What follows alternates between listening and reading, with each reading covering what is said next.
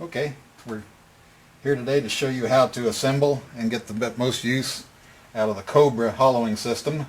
It's a new system on the market. I've got mine all spread out here. This is what came in the box with the complete unit. It's the basic Kobra system. It has 4 independent joints with 360 degrees of freedom on each joint. This is the mounting ring that sits on top of the mounting plate. The mounting plate goes on the lathe with the chamfer side up and the square edge down, so that when you slide it on the lathe you don't have a chance for chips to work their way underneath it. You want the sharp edge down, chamfered edge up. This is the clamp plate that goes underneath that pulls everything down tight on your lathe. The 2 mounting bolts. There's a long boring bar that has an interchangeable tip.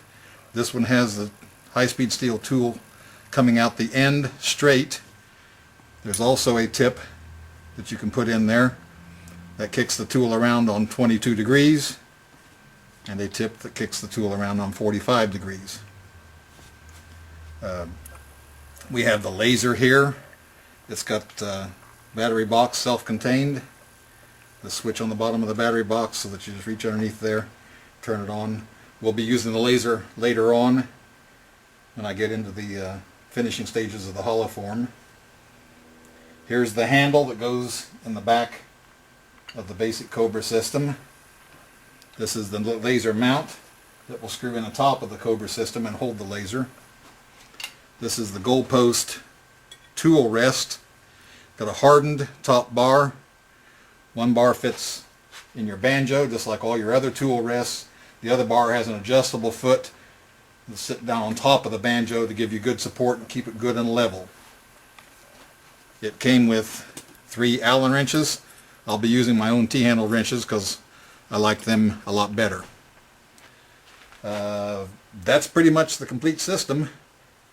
In a second here we'll get into the putting the basic components together and show you how that's done, okay? This is how the Kobra goes together. We put the 2 mounting bolts in the mounting ring. This is a tight fit.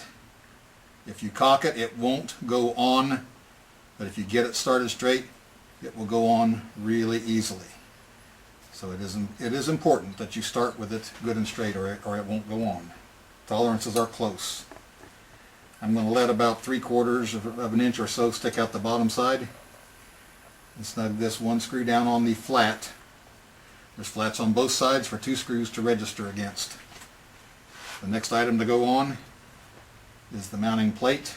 There again, it's close tolerances. If you cock it, it will bind up and not go on. If you keep it straight, it will just slide on perfect. I'm going to pick the unit up, being careful not to let it swing around. I want to grab all of the pieces and hold it because, like I say, everything does have its own movement.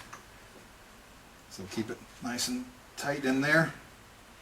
If you have your banjo removed, you can slide this onto the machine just like you would slide your banjo back onto it. I don't mean banjo, I mean tailstock. I'm sorry. I still have the tailstock on. Most of you will have the tailstock on, so this is how you would do it. Slide your mounting plate underneath. Turn the screw. Get the other screw engaged in that hole. I can look down through there and see when it lines up. There are 2 machine surfaces on one side of the plate, and that leaves a raised area, a key, which will fit right up in the bed of your lathe.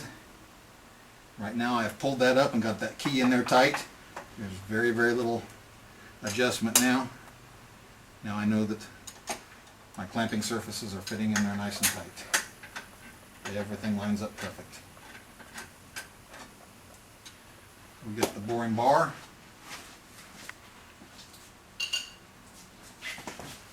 Slip it into here. We'll level the tip up and we'll tighten the screws back here.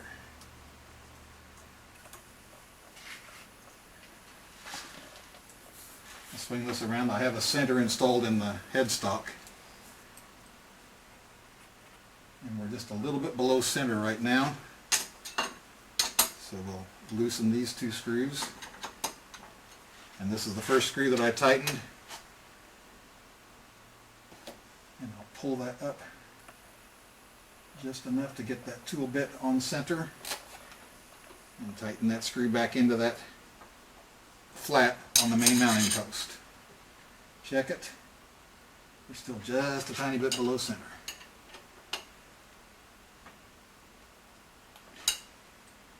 Bingo.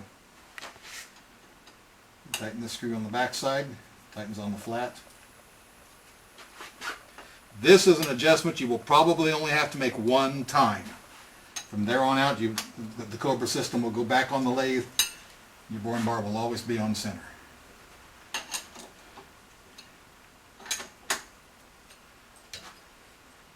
That's it.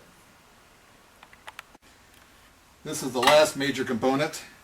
It's the goalpost tool rest, the hardened bar. It didn't come assembled. I have to put a screw in here into these saddles and then tighten it down. When you get it to this stage, you can put it down in your banjo, and then we're going to bring the Kobra up against there and pull that right up till it just kisses the Kobra. There's no downplay. Now we'll try it on the other side. Tiny bit of downplay. We can adjust this bottom screw. There's no more play now. Now that that screw's adjusted, we'll tighten the nut on the bottom of the unit, and that leg is set. You can hear the thing rubbing. You can hear the hardened bar rubbing on the hardened bar all the way across, and we are right back on center. We have to install the guide handle back here. We'll screw that thing in, tighten it down, and we're ready to make chips. We can ready to. All right, we have the system assembled. We've got the handle installed. The tip is in. I'm using the straight tip right now. We're hollowing a piece of dried cherry here. We'll be fairly aggressive with it because the system will take it. If you had wet wood, you could be even more aggressive. Let's see what happens when we turn her on.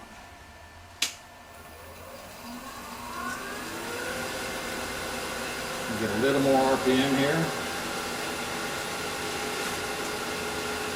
I'll get a pivot point with my hand, keeping my hand on this side of the tool rest always. And we'll start making chips.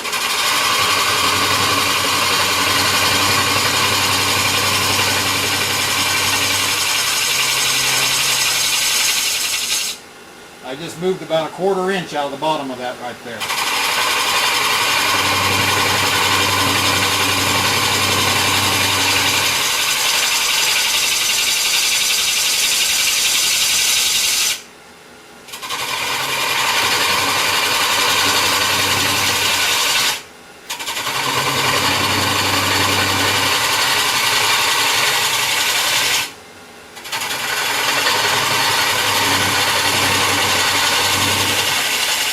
Concentrating on the tip. We don't even realize the knuckles are back here. The handle is directly in line with the boring bar, so you maintain the connection to the wood that you have if you had a bowl gouge in your hand. It's all one straight piece. You don't even realize that there's a mechanism down here.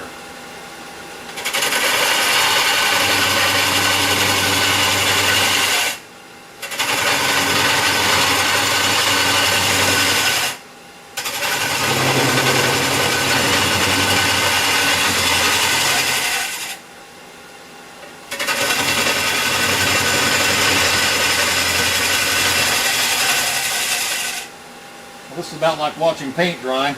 We'll come back to the camera when I get some more of this hollowed out.